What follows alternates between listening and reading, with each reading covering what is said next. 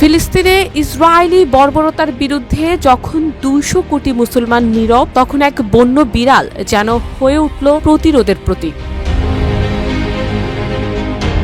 গত সপ্তাহে নাকাব মরুভূমিতে এক অপ্রত্যাশিত ঘটনা ঘটে। ইসরায়েল মিশর সীমান্ত সংলগ্ন মাউন্ট হারিফের কাছে একটি ইসরায়েলি সামরিক ঘাঁটিতে এক বন্য বিড়ালের দেখা মিলে। আচমকা সেই বিড়ালটি ইসরায়েলি সেনাদের উপর ঝাঁপিয়ে পড়ে এবং কয়েকজনকে জখম করে। পরে সেনারা বন্য বিড়ালটিকে ধরে পরীক্ষা নিরীক্ষার জন্য বন্য প্রাণী হাসপাতালে পাঠায়। কর্তৃপক্ষ এখনো নিশ্চিত করতে পারেনি কেন বিড়ালটি এমন আচরণ করল। ধারণা করা হচ্ছে সামরিক ঘাঁটির কাছাকাছি থাকার কারণে এটি উত্তেজিত হয়ে পড়ে। ওয়ালটন আবারও মিলিনিয়ার অফারে ওয়ালটন ফ্রিজ কিনে আপনিও হয়ে যেতে পারেন মিলিয়নিয়ার। মিলিনিয়ার ছড়াছড়ি দেশ জুড়ে, এটা শুধু ওয়ালটনই পারে।